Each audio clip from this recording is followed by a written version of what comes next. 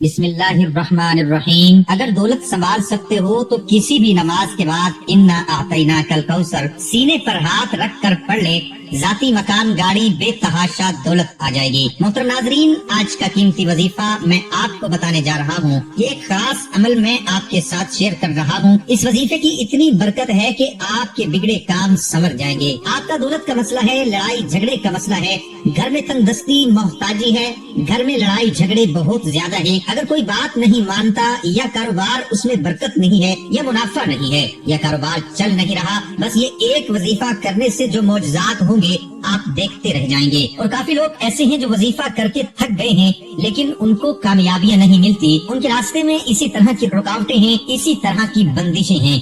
تو ان کے لیے بھی یہ عمل ہے، وہ بھی اس وظیفے کو کر لیں تو انشاءاللہ اللہ پاک ایسا معجزہ فرمائیں گے، اللہ پاک ایسا کرم فرمائیں گے کہ تمام مشکلات، تمام پریشانیاں ختم ہو جائیں گی۔ آج کے دن یہ خاص وظیفہ کیجئے۔ اس سورت کو پڑھنے والا آج تک کبھی کسی حاجت سے محروم نہیں رہا۔ اس آیت کو پڑھنے والے کو مانگنا نہیں پڑتا اور اسے مل جاتا ہے۔ میرے بھائیو، نبی کریم صلی اللہ علیہ وآلہ وسلم نے فرمایا، اے عبداللہ بن قیس، کیا میں تمہیں جنت کے خزانوں میں سے ایک خزانے کے متعلق نہ بتاؤں؟ میں نے عرض کیا، یا رسول اللہ صلی اللہ علیہ وآلہ وسلم، کیوں نہیں، ضرور بتائیے۔ تو آپ صلی اللہ علیہ وآلہ وسلم نے فرمایا، تم کہو لا حول ولا قوت الا باللہ، نہ گناہ سے بچنے کی ہمت ہے، نہ نیکی کرنے کی طاقت مگر اللہ کی توفیق صحیح ہے۔ بخاری اور مسلم نے اس کو روایت کیا ہے۔ تو میرے بھائیو، آج کا یہ جو وظیفہ ہے، اس کو کتنی تعداد میں پڑھنا ہے، کس وقت پڑھنا ہے، اور اس وظیفے پڑھنے سے کیا کیا فوائد آپ کو ملیں گے، آج کی اس خاص ویڈیو میں ہم آپ کو اس کے متعلق سب کچھ بتائیں گے۔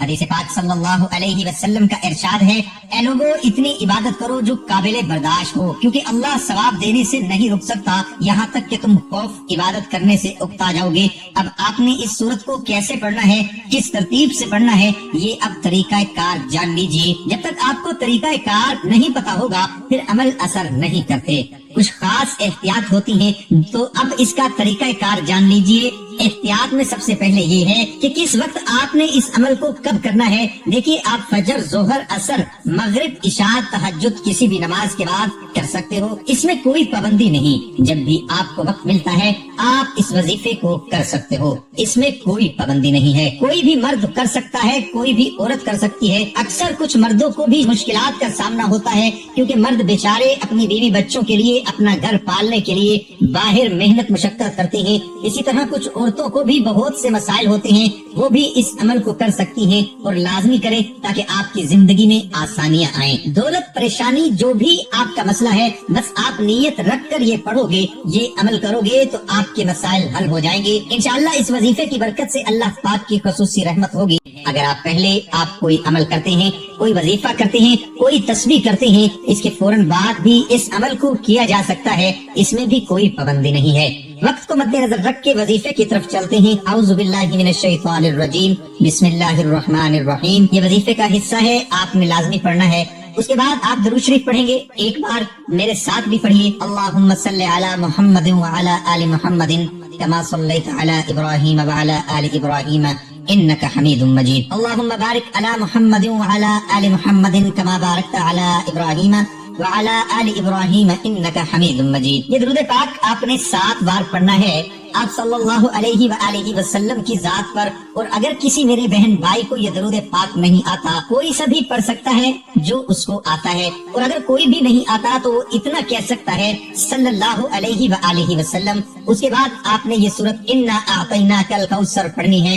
اس سورت کو آپ نے کب پڑھنی اور کیسے پڑھنی ہے، کتنی بار پڑھنی ہے، سب طریقہ بتاؤں گا انشاءاللہ۔ جب آپ اس وظیفے کو کریں گے یہ سب پریشانیاں آپ کے اوپر سے دور ہو جائیں گی۔ اللہ پاک اسی صورت میں ہمیں یہ آگاہ بھی کر رہے ہیں کہ ہم غمگین اور اداس نہ ہوں، کیونکہ ہر مصیبت کے بعد آسانی ہوتی ہے۔ لہٰذا اگر کوئی اللہ تعالیٰ کے دین پر ایمان رکھتا ہے، اللہ تعالیٰ کے وعدوں پر کامل بھروسہ رکھتا ہے، اور اللہ تعالیٰ کے کلام اور رسول اللہ صلی اللہ علیہ وآلہ وسلم کی باتوں پر مکمل یقین رکھتا ہے، تو وہ مصیبت کے بعد آسانی ضرور دیکھے گا، اور اس کی زندگی میں تنگی کے بعد خوشحالی ضرور آئے گی۔ آپ نے اس سورت کو صرف 21 بار سینے پر ہاتھ رکھ کر پڑھنا ہے، अच्छी तरह पढ़ना है, और जब आप इसको पढ़ेंगे आपके जहन में आपके मकसद हो, जो आपके लिए मुश्किलात बनी हुई है, जो आपकी हाजतें हों, आप यकीनन इस नीयत से ही करेंगे कि आपके तमाम मसाइल दूर हो जाएं। अब आपने वहीं बैठे जगह छोड़े बगैर ला हौला वला कुव्वता इल्ला बिल्लाहिल अलिय्यिल अज़ीम, ला हौला वला कुव्वता इल्ला बिल्लाहिल अलिय्यिल अज़ीम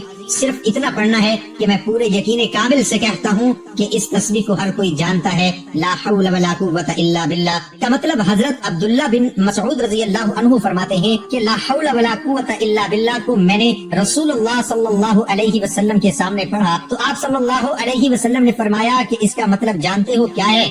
मैंने अर्ज किया अल्लाह और उसके रसूल सल्लल्लाहु अलैहि वसल्लम खूब जानते हैं। आज सल्लल्लाहु अलैहि वसल्लम ने खुद ही इरशाद फरमाया इसका मतलब ये है गुनाह से भरने की ताकत नहीं मगर अल्लाह की हिफाजत से, और अल्लाह की इबादत करने की कुव्वत नहीं मगर अल्लाह की मदद से। और फरमाया जो बंदा हर वक्त इस्तिग़फ़ार करता रहता है अल्लाह उसकी हर मुश्किल आसान कर देता है और हर गम दूर कर देता है और ऐसी जगह से रोजी देता है कि जहाँ से उसका गुमान भी नहीं होता।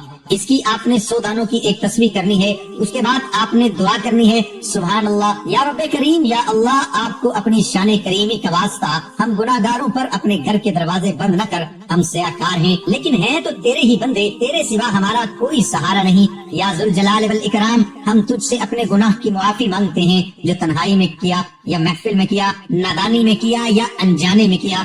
अल्लाह अपनी शान करीमी के सदके, अपने काबा की अजमत के सदके माफ कर दे। तमाम दोस्तों से गुजारिश है कि अल्लाह ताला के 99 नामों में से एक नाम जरूर टाइप करें। अल्लाह हम सब का हामी और नासिर हो। अल्लाह हाफिज।